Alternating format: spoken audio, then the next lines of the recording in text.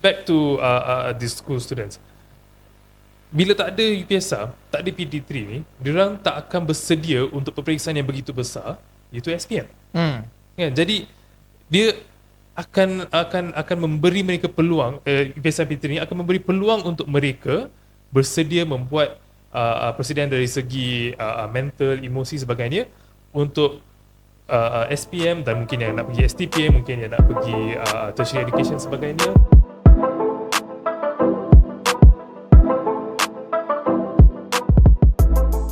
Hello, Assalamualaikum. Selamat datang ke Apa Kata MUDA.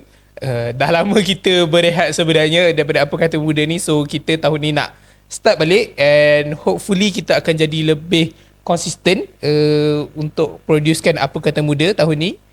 Sebab this is a very good podcast, very good platform untuk orang datang bercakap pasal polisi, bercakap pasal idea-idea yang diorang ada. So hari ni kita sebenarnya ada seorang guest yang datang daripada Peperiksaan, kan? Betul? Peperiksaan. So hari ni saya ada Kathir daripada Peperiksaan.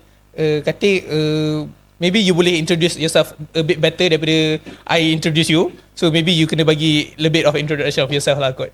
Alright, thanks Adam. Alright, selamat datang semua. Saya Kathir, saya seorang guru yang dah bertugas selama lebih kurang 8 tahun sebegitunya di sekolah lah.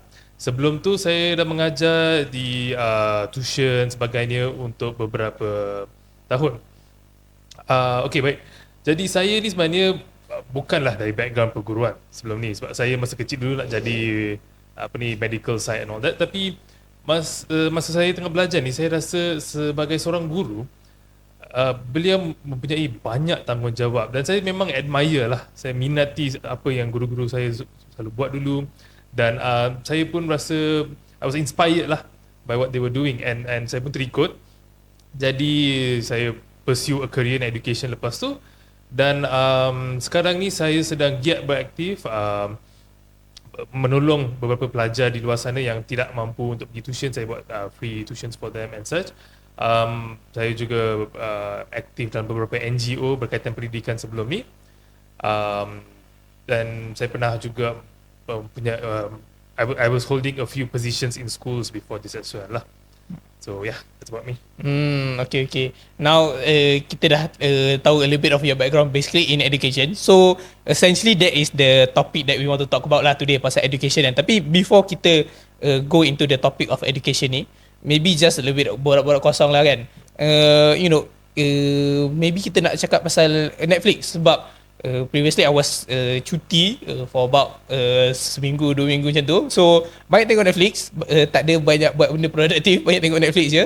So what was the series yang really caught your attention in Netflix recently? A series that really caught my attention, I would say House of Cards. House of Cards, House of Cards. Okay. Sebab in that series, I saw how lobbies can affect how a certain policy can be made. Sebab ramai tak tahu bila ada polisi yang nak dibuat ni, ada pihak-pihak atau stakeholders yang tidak dilihat.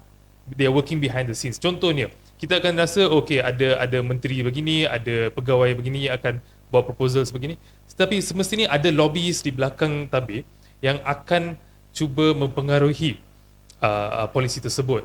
And that actually really caught my attention, sebab selama ni kita tahu lah memang ada lobbyist, tapi the power that they hold tu memang dahsyat jugalah kan. Betul-betul. I also watch House of Cards banyak kali lah. It's one of the series yang I would constantly rewatch, and memang very interesting lah, the power of lobbyists ni. So like, crazy man. Yeah, that's just nak tanya you punya opinion. But for me myself, in terms of Netflix series ni, one of the best series that I really watch is that Chief of Staff, which is the Korean punya drama, political drama.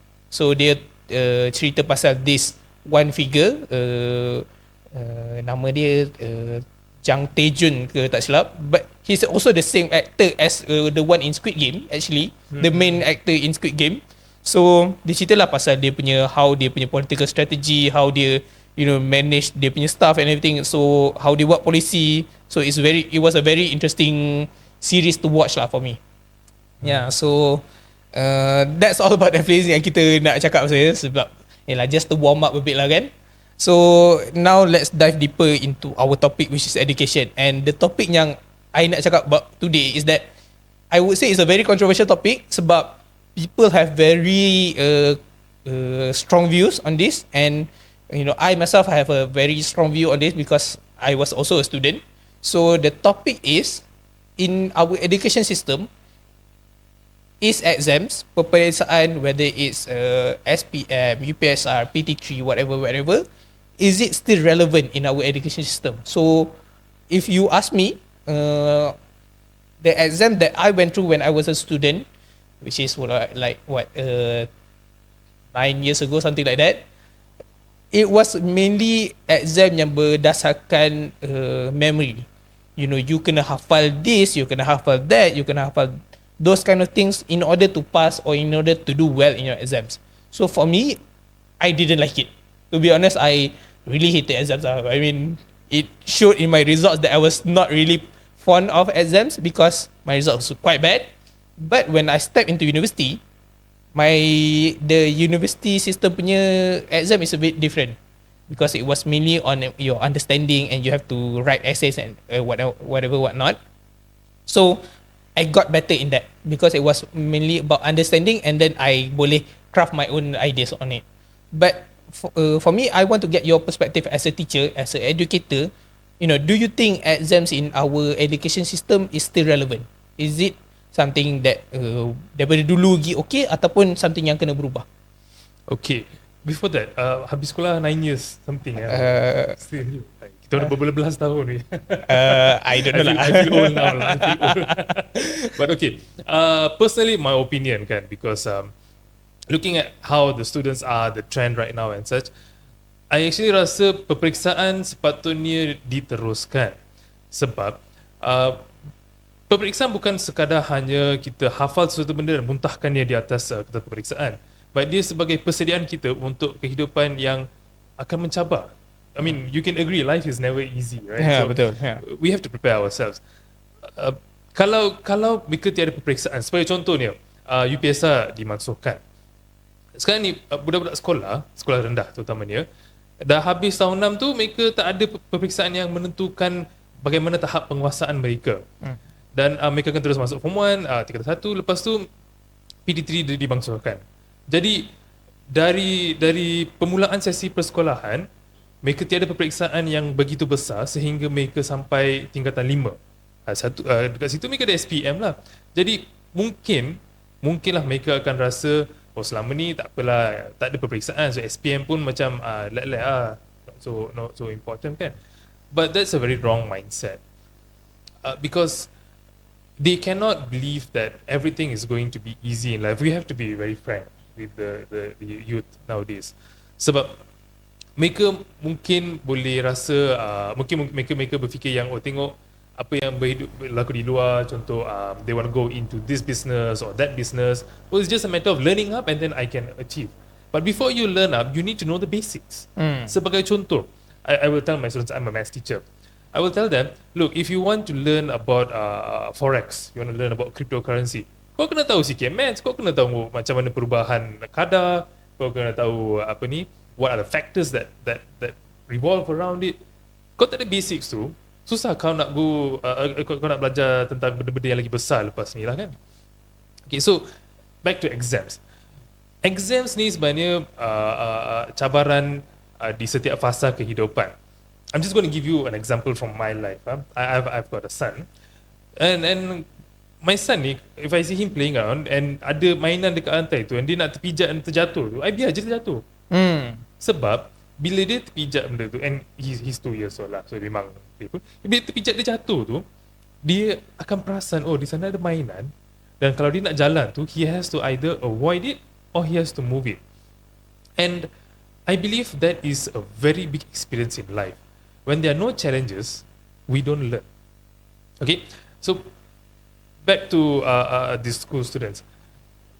Bila tak ada UPSR, tak ada PT3 ni, diorang tak akan bersedia untuk peperiksaan yang begitu besar, iaitu SPM. Kan? Jadi dia akan memberi mereka peluang, UPSR PT3 ni akan memberi peluang untuk mereka bersedia membuat persediaan dari segi mental, emosi sebagainya untuk SPM dan mungkin yang nak pergi STPM, mungkin yang nak pergi tertiary education sebagainya. Right, so we need that. We need exams. Like I said, bukan hanya untuk mereka belajar dan muntah di atas peperiksaan, tapi persediaan mereka sendiri untuk menghadapi dunia sebenar. Okay, interesting. I mean, your perspective is that peperiksaan ni penting sebab it prepares you mentally and spiritually lah or physically untuk go through your life as a adult lah kan. Tapi for me, here's one thing that I always tertanya. Kenapa exam kita dia memory based? Kenapa dia tak ada macam you kena faham and then you boleh twist your ideas in a different way. Contoh, kalau bahasa Melayu ke bahasa Inggeris ke, you buat essay and everything. Tapi kenapa dalam sejarah you kena tulis exactly apa yang ada dalam buku teks? Kenapa you tak boleh buat macam okay, you boleh hafal a certain point tapi you kena bagi your own opinion on that particular issue juga. Contohnya kemerdekaan. Kita tahu this is the facts, apa facts, tapi kenapa kita tak boleh tanya students tu, okay, apa yang you rasa about kita punya perjuangan kemerdekaan? Apa yang you take away from it? So, kenapa education system kita is mainly on memory based, kena hafal buku teks tu. Kenapa dia tak boleh buat something different? Something yang betul-betul buat orang berfikir. What do you think about it? Okay, I actually agree. Banyak syllabus kita ni, we call that rote learning. Rote learning is where, like I said lah, kita belajar dan kita just lepaskan on the exam paper. English dengan Malay ni, dia ada 4 komponen. Reading, writing, listening, speaking. Sama juga untuk Malay lah kan. So dia memang ada opportunity, peluang untuk pelajar kita menunjukkan bakat mereka. Mungkin mereka hebat bertutur tapi mereka tidak begitu hebat dalam part penulisan. So that is fine. Tetapi bila sejarah, history kan, I actually agree di mana kita tidak perlu hanya fokus pada rote learning di mana mereka hafal situasi atau insiden yang berlaku di 1973 contohnya lah 1973, dan kita perlu jelaskan apa yang berlaku 1973. Sepatutnya kita ada juga soalan yang bertanyakan apakah pengajaran daripada situasi ini, bagaimana kita boleh memastikan benda ini tidak berlaku di masa depan. Dan this will actually trigger their critical thinking. Okay. Beberapa sistem pendidikan, sebagai contohnya Cambridge, mereka ada subjek global perspective. Okay. Global perspective ni ramai berkata yang ia seakan pengajian am, tapi global perspective ni lebih kepada research based learning. And soalan dia sebenarnya banyak melibatkan pelajar memikir bagaimana situasi ini berlaku dan apakah solusinya. Bagaimana mereka memastikan perkara ini tidak berlaku selepas ni. So we could actually adopt that approach into our syllabus. We need that. Interesting you Cambridge and the global perspective punya aspect, maybe changing kita punya sejarah jadi global perspective. I mean that is an interesting topic lah, because like for myself in my role as a special officer for YB Amira is that I kena faham the policy and then look at the benchmark of other countries, and then maybe there's also historical context, historical apa yang kerajaan ni pernah buat, apa yang kerajaan tu pernah buat, apa yang kerajaan ni pernah buat. So there's a lot of things that need to be done, and there's a lot of research that needs to be done, and also there's a lot of analysis also that needs to be done, and that requires critical thinking. Tapi masa sekolah dulu, I don't know whether it happened or not lah, tapi I don't remember it happening. So I just remember dah tulis 1973, 1951 sampai 1957 apa yang jadi. Itu literally kena explain what is the timeline. So macam sejarah tu it becomes for me a very boring subject lah, sebab sejarah benda dah lepas, biarlah lepas kan. Tapi now when I go into the real life, buat something different, buat policy analysis and everything, sejarah is actually very very interesting thing, very interesting subject, sebab it was taught in a very basic manner or very boring manner in where there's no critical thinking.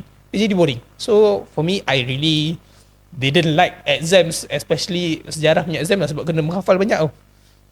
Macam like pening kepala, macam lah after sejarah punya paper tidur je macam, sebab dah letih lah nak menghafalan. So But now I want to ask you in your perspective as an educator lah kan.